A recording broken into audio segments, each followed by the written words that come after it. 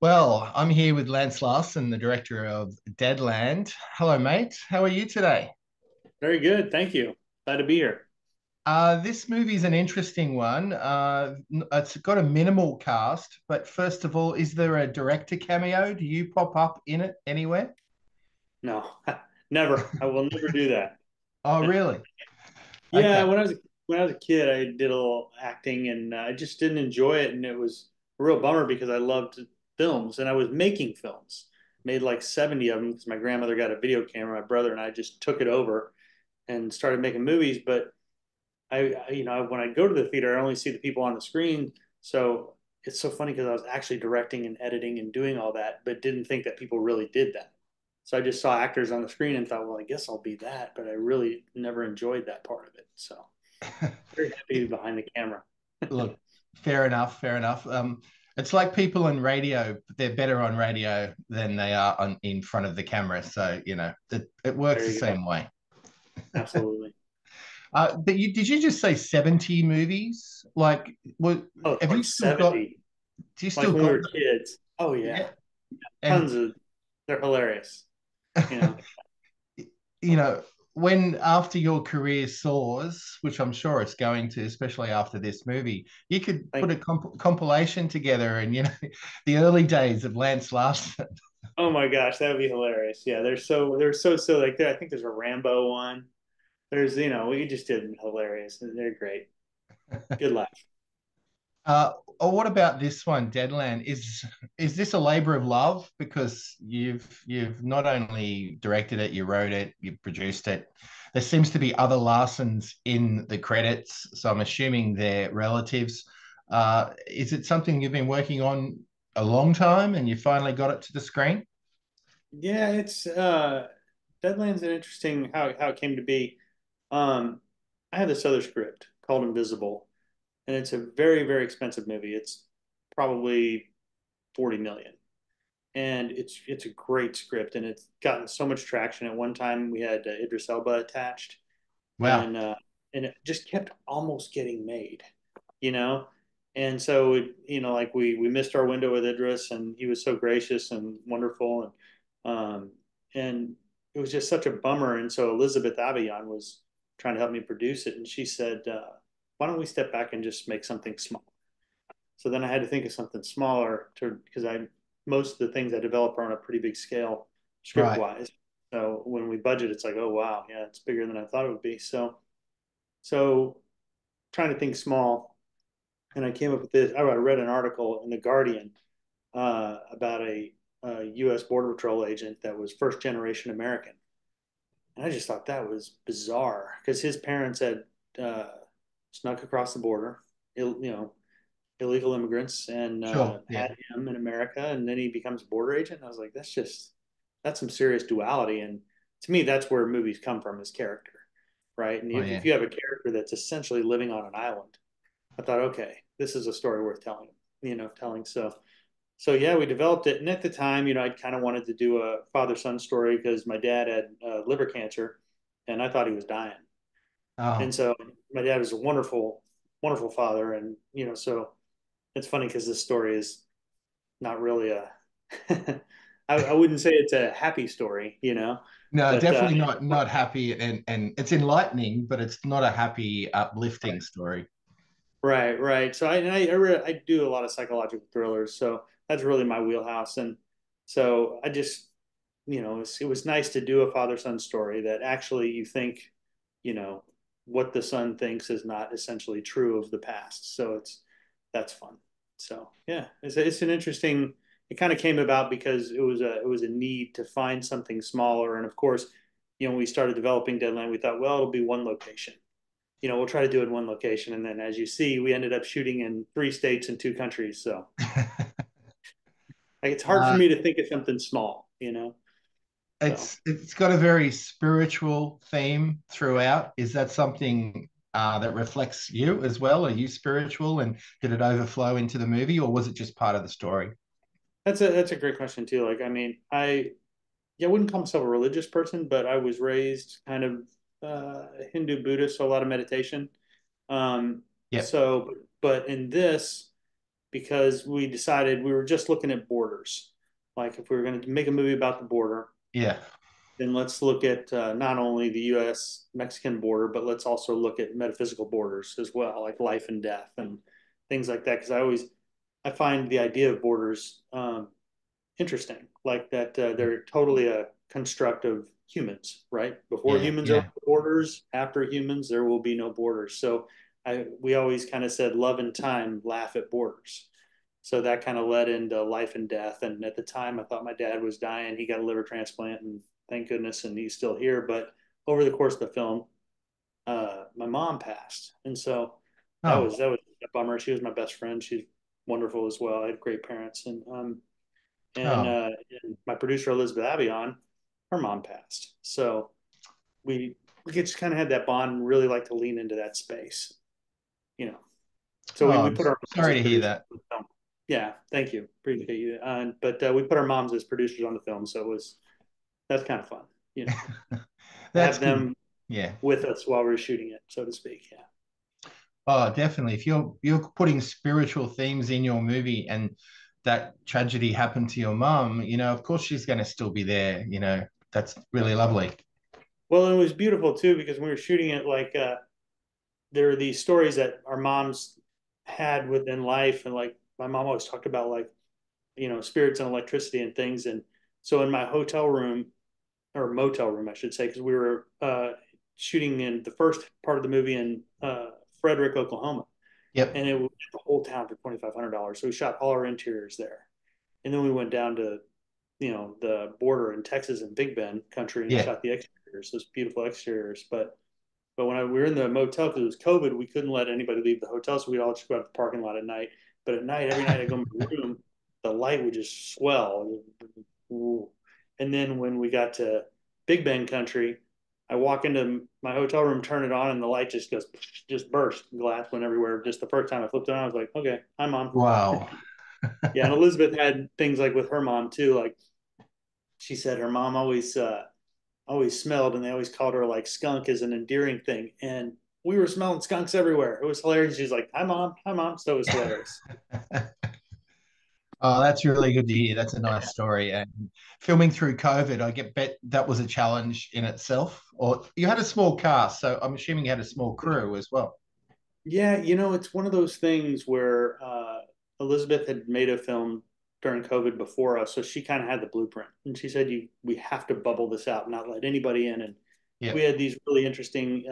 Jas, our DP, had these really interesting Eastern European lenses brought in with amber flares. I'd never seen an amber flare, and so Panavision wanted to do it, and we had to have an attachment built to put it on a 16 millimeter camera, and Right. uh, and so Panavision wanted to come in and do a story on us, and Elizabeth was like, no. And we were like, oh man, that would have been great press for the movie. She's like, we can't let anybody in. She goes, you want to compromise your shoot, and that would have killed us. Like if somebody would have got COVID, we may have not been able to finish the movie because our budget was so tight. Mm. So she was right, and it was really fun. It kind of brought the crew together because we were all forced to just, like we're in this motel, and at night we'd do a little bonfire and have some drinks, and Chris Mulkey would bring his guitar out, and it was just kind of like being at camp. So it ended up actually bringing the crew and the cast together. So it could probably have had the opposite effect, but for us, it was good. Well, you beat me to it because any movie with Chris Mulkey, I've interviewed him before, and he tells me he takes his guitar onto set. So I'm assuming you just said he sang and played it for Oh my everybody. God, every night he's so hilarious. And he would write songs about the crew and the cast, and he was just so funny. And I remember this one song he wrote about his character and Julio Cedillo's character, uh, um, Hobbs and Navarro. And he wrote this song about him. And at the end, as he's finished up, I was like, man, that was great. And he's like, I'm not finished. And I was like, oh, I'm sorry. Then he plays two chords and goes, now I'm finished. And he's just such a smart ass. And I love him. He's hilarious. And of course, everybody is just in tears laughing the whole night. He's great. Yeah, yeah, I love Chris, and it was great to see him in your movie. Although he's a bad guy, and you don't see him as a villain that often, really. I don't remember seeing him as a villain that often, anyway. Yeah, and the thing about him and to Julio Cedillo as well, Yeah, the great thing about both those guys is they're both such nice guys. And so I told him, I go, the scariest people are the nice guys. Like when they're nice to you, and like if they're internal affairs and they're coming to investigate you, Yeah. and they're not mean, they're nice. You're like, oh shit, they're just toying with me. So I said, guys, just keep those nice personalities that you have, and let's lean into that space. And I thought it worked. I mean, they're just so fantastic. Those two guys. Really lucky to have them. Yeah, it was great to see. A great addition to the film. I want to ask about Border Patrol in a second, but firstly, is Deadland a place? Is that a commonly known place, or was it made up for the movie? Yeah, made up. It's Deadland to me is that. I mean, that place when you go down to Lajitas and the Chichewalan Desert. I mean, it is a dead land. Like they don't even have much border patrol around there because they're like, hey, if you can get across this and survive it, welcome to America. Because Really? yeah, it's 3 days to a week's walk with no water, no food, nothing, and it's hotter than hell. And Yeah. I'm sure the Australian outback. It's very similar to that, and it's just like you can get through it on your own. Good luck. So Yeah, yeah. Australian Outback is a test, that's for sure. If you're willing right, to do it. yeah, Now, when you're making a movie about border patrol and issues on that, because it's quite a huge issue in your country, yeah. is it? Do you have to sign off on anything, or are you allowed to use whatever you want in a screenplay, or do they check things that you're not too close to home, or it doesn't matter? You got They, free they reign. were they were pretty good about story. Okay, When it comes to like putting logos on cars, like you have to be like 30%, of it needs to not be exact. So right. and of course we're never getting tight close-ups of the logo, so it looks totally legit to the point where when we were doing, and this is the funny thing about the Lajitas border, is you feel safe when you're down there, and it feels very spiritual at night. All the stars are amazing, Right. and uh, like I said, you feel safe. But we're shooting this scene where Roberto's driving his truck by the river, and he's looking for the guy going down the river, and and we have a camera on this side shooting profile. River's on this side, and we drive by and we see these three federales on the other side of the river with AK-47s. And we Whoa. got it on film, and we were like, "Man, that was weird," you know. And then we see this huge truck painted up on the side, and it looked like a legit. I won't say the name of the company because it's not fair to them, because I don't think it was actually the company, but it Right. was a delivery company, and it was like I said, a semi. And this is not a road. There's no paved road anywhere close to this. It's dirt. And so they pull up to this spot where the federales are. They look over and see our painted up picture car that looks like a U.S. Border Patrol vehicle, and they Yeah. thought it was a U.S. Border Patrol vehicle, and they just turned around and left. And so we go back to base camp and tell the actual Border Patrol agent that was with us, "Hey, this happened," and he's like, "Yeah, you probably just stopped a human smuggling or Mhm. drug thing," and they said, "You're lucky they just didn't shoot you guys and carry on with their business." Mhm. And that right then you kind of realize, wow, this is this is dangerous country, you know. Yeah, We're, yeah. Well, that's what I was thinking. You're acting the actors, and you've got like the props and the uniforms and the cars, and then yeah, from a distance there could be a sniper that doesn't know all this, and I mean things happen. 100%. So you're very lucky in a way. Yeah, yeah, and it's funny now. And when that happened, immediately it changes the whole perspective. Because we were down there probably for 3 or 4 days shooting, just having a ball, and yeah. But But I you highly mentioned, recommend going down there. Just be careful because it is beautiful country. yeah. Well, that leads to my next question about the cinematography. You've really milked it for all you can, but there must have been some beautiful colors and times of the day where you just couldn't believe what it looked like. It came across in the film. Looked good. Yeah, yeah, Jas, he's an amazing DP and truly an amazing filmmaker. Like he's so much more than just a DP. He wrote it with me, and so Yeah. and I think that's why I mean, everything he shoots is beautiful, but he was so connected to this film, like finding those lenses that were not only anamorphic but with those amber flares to complement the color of the topography there. So that was beautiful, and it took us a while to figure out how to shoot Big Ben. Like we went there a few days before when we were just playing with the lenses because Right. those canyons are so beautiful. But if you don't shoot them right, like you can see it in person and it looks massive, but how do you make it look like that on film?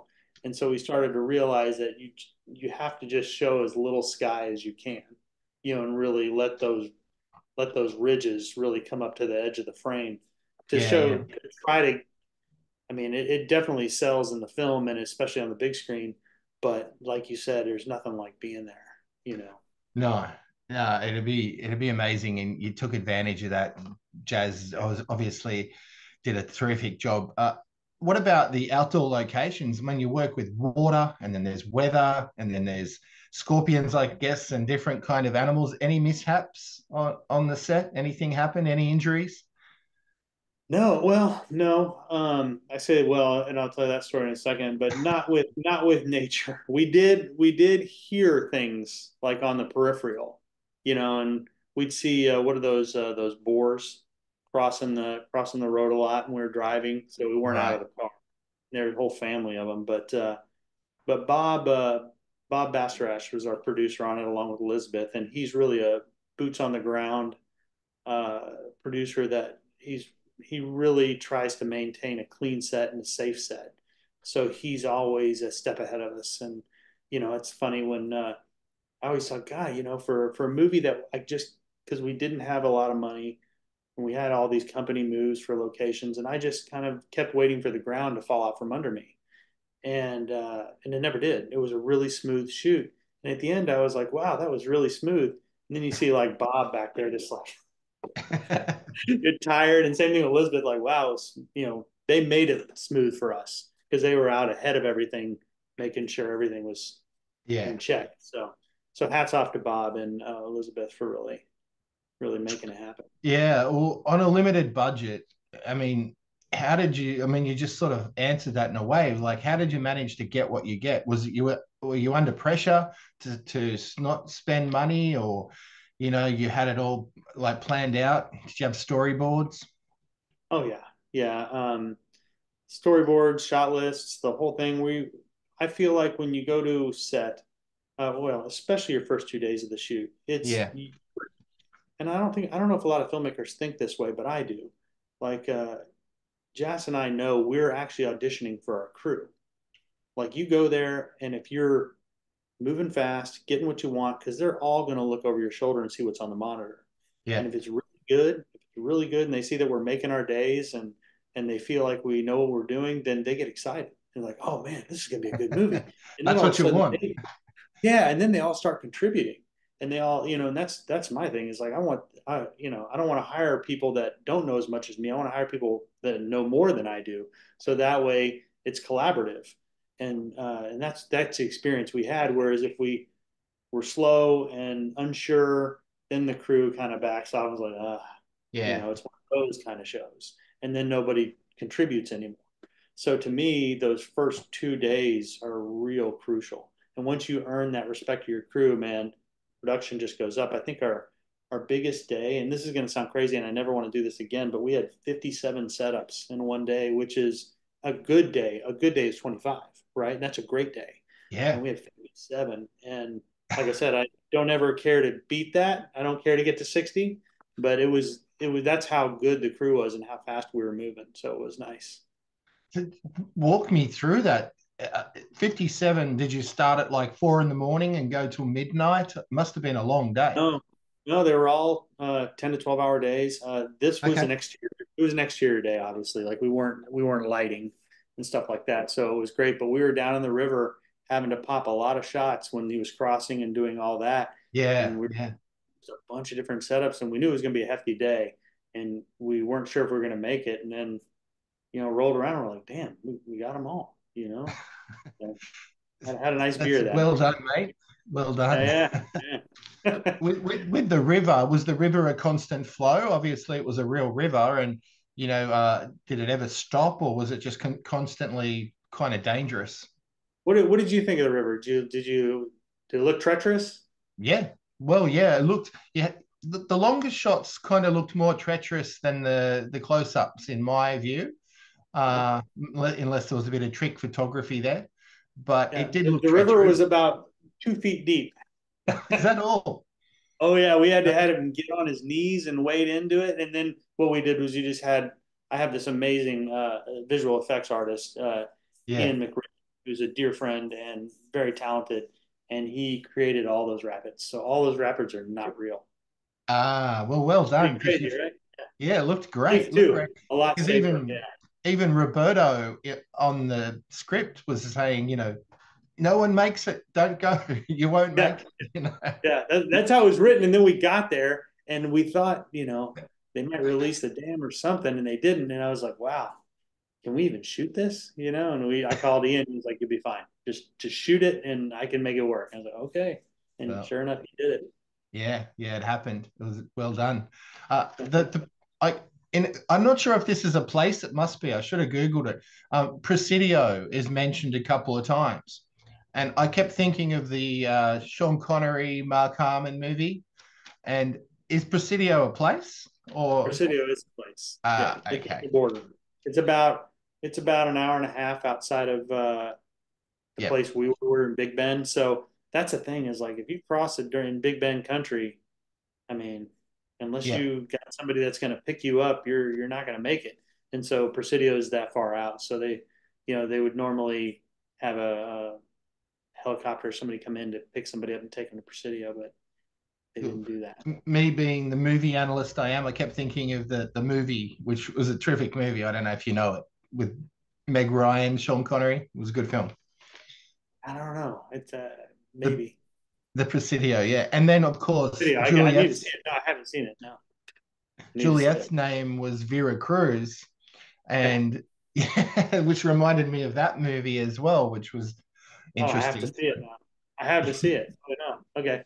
Great. Great. Uh, Yeah, Juliet is fantastic, by the way. All those actors, they're so Oh good. yeah. Well, I wanted to talk about Beth Lafari. That was your casting director. She's Um, incredible. Beth yeah. Did Lapari. did you work together, or did she bring like Julieth and Roberto, Kendall, and that to you? Yeah, we work together, but I give her the credit. She is amazing, and Elizabeth Avion. Like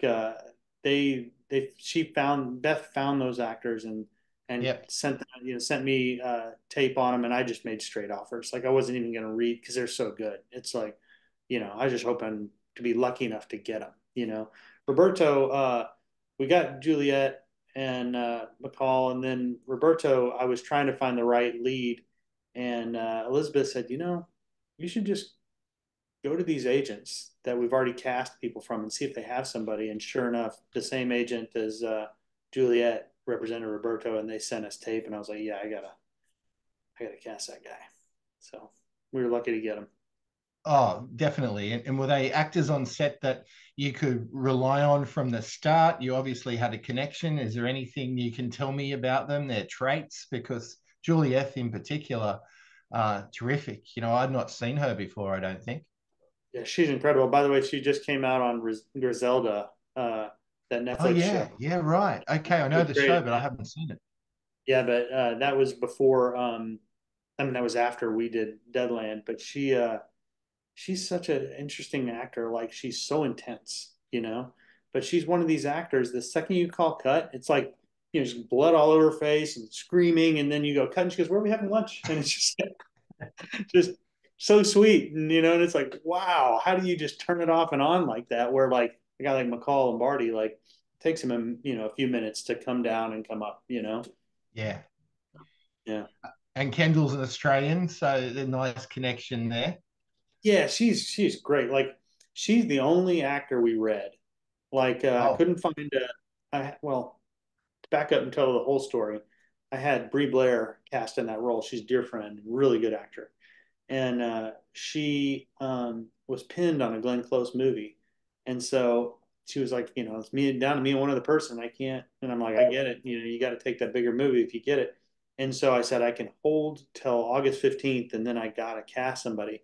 So during that time, I told Beth, we gotta have people reading. So 3,000 people read for it. And I got down to like 5 people that I was like these people could do it, and one of them was pretty famous, and I was like, there's these 5 people that could do it, but none of them were like, holy shit, that's the person. And then Kendall's read came in, and she was so good. She scared the shit out of me because I was like, she nailed it, and I was like, I don't want to give this girl any direction because I might screw her up. She was so fantastic. And then Good. she came in, and she's just lovely, and she's one of those actors that loves to what I call unpack a scene, and I love actors that do that because they're never done with the scene. They're That's constantly, it. Yeah. yeah. And so like even on the day, she'll be like, I was thinking about this last night, and we have this little conversation like literally 5 minutes before we shoot, and we come up with this little nugget, and I'm like, okay, don't tell the other actors in the scene about this. Just do it and see what happens, because that's where you get that spontaneity. And Oh like yeah. I love to do. I don't like a table read, but I love micro reads. It's just my own term. I just made it up. But like basically what it is I'll take three actors that are in a scene. We'll go sit at a table and we'll just read it. And we'll read it, and sure enough, by the third or fourth time, actors are just start acting, and then we start blocking. And then when you start to feel the magic come together, because it starts doing this every time you read it. And then when Oh you yeah. feel it start to come, then I just stop. And I'm like, okay, we're done. Because I don't want them to peak at a table just sitting around. I want them to peak on the day so we get that spontaneity. And man, it works. It's just great. And they were all contributors. They were all really excited to be there and really excited to get every ounce out of it. So it's always nice to have people who want to Well, be there. obviously you've made it up, but I've never heard of micro reading. So there's one for the books. Yeah, I love it because like a table read, I don't really know who they're for. If everybody sits down and the whole cast is there and they read the whole thing, and I don't know if it's Yeah. just an icebreaker. I don't know what it is, but I don't get much from it because it's just people are just reading it. But like when you can sit and just go through a scene a number of times, and you go in with just that, hey, let's just sit down and read this scene, because then it takes all the kind of nervousness out of the room. But Yeah. then as you read it once or twice, and they get excited, and one of them starts acting a little, and the other one does, and then it starts to build on itself, and there's no pressure. So that's what I like about it. Well, before I wrap up, one quick question. Do you have a director's chair with your name on it? Do you wear a hat with a megaphone and walk around the set? Never, never, no. It was so funny because one of the producers on the movie actually made those things. I was like, oh God, I can't sit in that chair. You know, Well, I I hope like you to kept, stand and as long as you kept one for yourself. I didn't. It disappeared, Oh, but everybody else got theirs, which was great. That's that's great. good. That's good. Yeah. All right. Well, congratulations on this movie. It's a little indie film that's, I think, going to make a difference. People are going to notice it, and I hope it gets great reviews. I'll certainly give it one. Any Thank you. final words on the film and how it makes you feel that it's getting shown across the world, including, down under? God, it's such a dream come true. You never when you make a film, you're like, is anybody gonna even see this? And then when it did South by, because I'm from Austin and I went to school at the University of Yeah, Texas, and yeah. it played at the Paramount, which seats 1,200, and at South by, so that was a dream come true. And Oh, then to cool. then to be like, showing literally on the other side of the world in Australia, and for one of our castmates to be from there, you know, how cool is that? I'm really excited for Kendall. So, I hope, her hometown peeps really, enjoy the film. Well, I hope I get a chance to talk to her too. And Oh, that'd be great. yeah, that'd be really good to help promote the film.